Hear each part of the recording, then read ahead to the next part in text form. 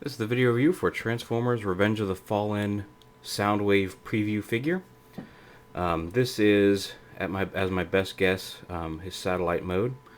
I'm basing that on how a lot of these panels fit in this mode versus where they can't go in robot mode.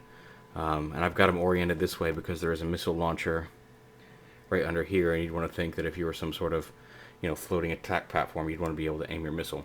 Although it does look like he can, he could be one of those satellites that floats all around, reorients himself. This thing that people thought was a face on the back, it's not his actual head, clearly. But it does vaguely look like his face, so maybe this is supposed to be an armored version of his face in satellite mode. I'm not entirely sure. I don't even think the instructions will answer that. I think that's just something we'll have to wait and see.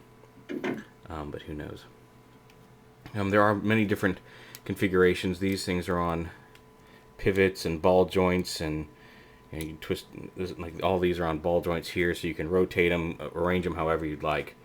So really you've got your own, a whole lot of variety in how you'd like to have your satellite look like, at least until we get official instructions. Like I said, I'm pretty sure something like this is how it should look, just based on fiddling around with it for a while.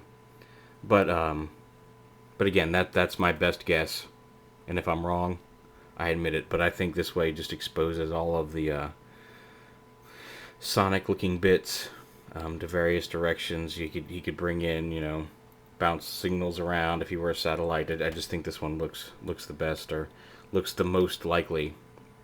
And again, basing on where that missile port is facing. I don't have the missile for it.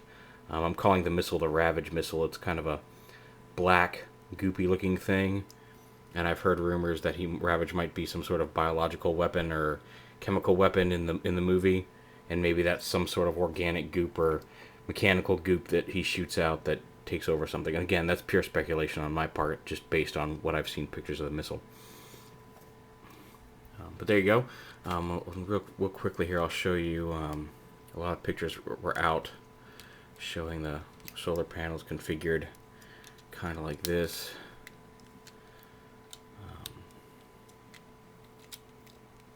And then with these down around like this to make them look kind of vector prime-ish.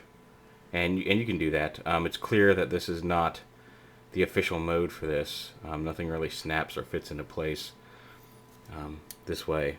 But it is there if you'd rather have them be some sort of intercosmic jet ship.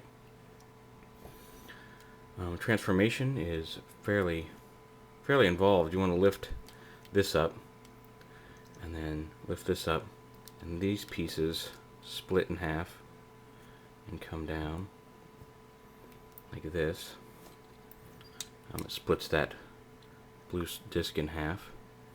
Then you open up the feet here like this.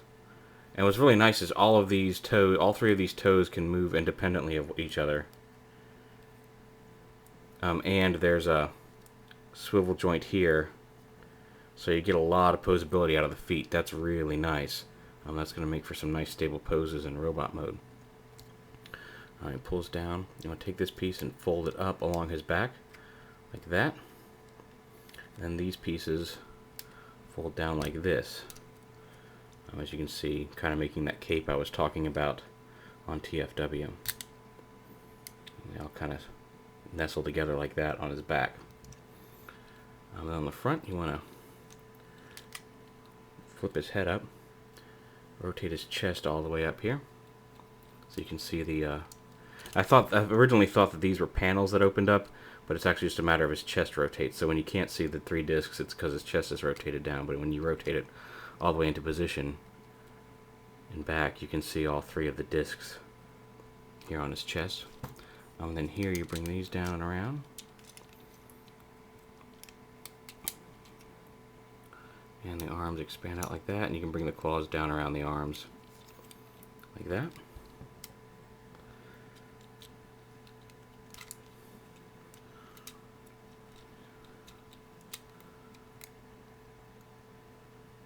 And then these panels fold up here and kind of tab in like that.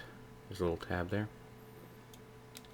And then again, you flip this around fold this up. This little tab fits right in the joint here, and then this folds down against the Sonic panel.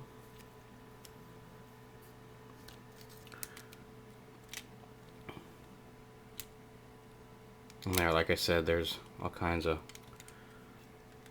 fiddly bits, and again, you can arrange those however you like. And he does kind of have the short legs. I thought his legs were going to be a little longer than that, but he does kind of have stumpy legs. But it's not horrible. And again, his chest is rotated down out of the way.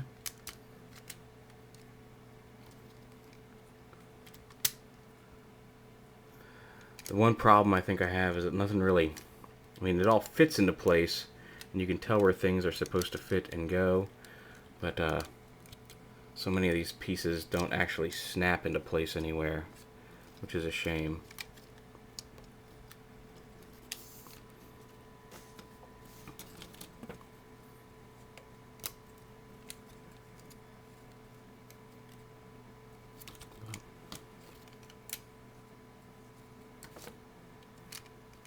Yeah.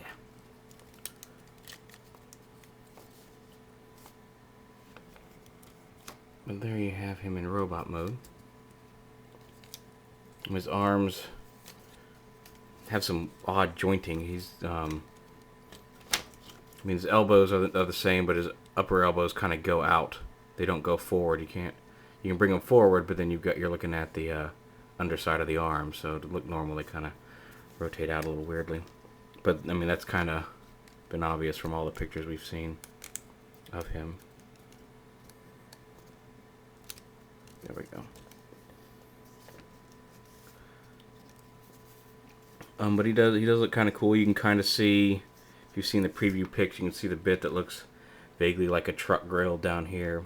In case that is his Earth mode. This is his Cybertron mode. Whether we see this in the movie or not, I don't know, but I'm sure he'll pick up an Earth mode at some point. But you can see, like, he's got these three things on his chest that could be some sort of sonic emitters. I'd imagine those working kind of like the sonic guns from the Incredible Hulk, which could be neat. You can, if you want, flip these up, and you can deploy, if these are some sort of sonic weapon, you can deploy those in robot mode if you wish. I like to leave it all folded up to form a shoulder armor. See, his face is, see if we can get this to focus here. Sometimes it takes a second. His face doesn't want to focus, but it's really neat. He's got the red visor, and this is a faceplate. He's kind of got some techie bits in there. Maybe it's a mouth like barricades, but it just looks kind of like he's got a teched up faceplate in there. But it definitely evokes Soundwave. It's very nice. And there's some very nice gold and blue paint apps here on Soundwave. But he's very cool. Poseability, he's got a lot of it. Like I said, the feet are really the standout. I mean, he's got standard poseability, so a lot of hinge joints. And, again, the kibble is all on ball joints and hinges, so you can arrange that really pretty much however you wish. But those feet are just amazing, just the way you can get a whole lot of poseability out of them. Very neat. Very neat looking figure. Like I said, he looks like Soundwave, and also captures the look of the movie aesthetic, which is kind of cool. He's a deluxe size fig. I can tell just by the size and weight of him. He is a little shorter than previous movie deluxes, and that may just be this mold. I'm sure if they make an Earth mode version, he'll be bigger. There he is, Bumblebee and Barricade. But overall, very cool. Very nice, very neat to have.